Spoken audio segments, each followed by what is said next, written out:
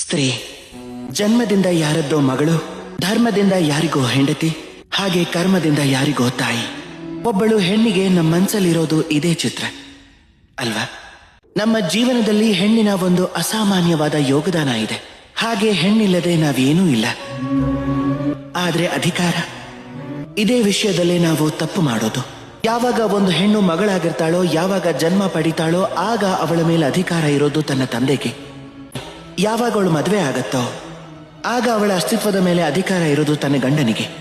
ಯಾವಾಗ ಅವಳು ತಾಯಿ ಆಗ್ತಾಳೋ ಆಗ ತನ್ನ ಸಮಸ್ತ ಜೀವನದ ಅಧಿಕಾರವನ್ನ ತನ್ನ ಮಕ್ಕಳಿಗೆ ಕೊಟ್ಬಿಡ್ತಾಳೆ. ಆದ್ರೆ ನಾವು ಯಾವಾಗ್ಲಾದ್ರೂ ಯೋಚನೆ ಮಾಡಿದೀವ, ಈ ಜೀವನ ಹೆಣ್ಣಿನದ್ದು, ಅವಳು ಎಲ್ಲರನ್ನೂ ಉದ್ಧಾರ ಮಾಡ್ತಿದ್ದಾಳೆ. ಹೀಗಿರುವಾಗ ಅವಳ ಜೀವನದ ಅಧಿಕಾರನೂ ಅವಳ ಹತ್ರನೇ ಇರಬೇಕು ಅಲ್ವಾ? ಅವಳು ತನ್ನ ಜೀವನದ ತೀರ್ಮಾನವನ್ನ ತಾನೇ ತಗೋಬಹುದು, ತನ್ನ ಭಾಗ್ಯವನ್ನ ತಾನೇ ರೂಪಿಸ್ಕೋಬಹುದು. ಇದನ್ನ ಮಾಡೋದಕ್ಕೆ ನಾವು ನಮ್ಮನ್ನೇ ಬದಲಾಯಿಸ್ಕೋಬೇಕಾಗತ್ತೆ, ಚಿಂತನೆಗಳನ್ನ ಬದಲಾಯಿಸ್ಕೋಬೇಕಾಗತ್ತೆ. ಯಾಕೆ ಅಂದ್ರೆ ಈ ಚಿಂತನೆ ಇವತ್ತು ನೆನ್ನೆದಲ್ಲ, ಇದು ವರ್ಷಗಳಿಂದ ನಡ್ಕೊಂಡು ಬರ್ತಾನೆ ಇದೆ. ಹೀಗೆ ವರ್ಷಗಳ ತನಕ ನಡ್ಕೊಂಡು ಹೋಗುತ್ತೆ. ನಾವಾಗೆ ಇದನ್ನ ಬದಲಾಯಿಸೋವರೆಗೂ.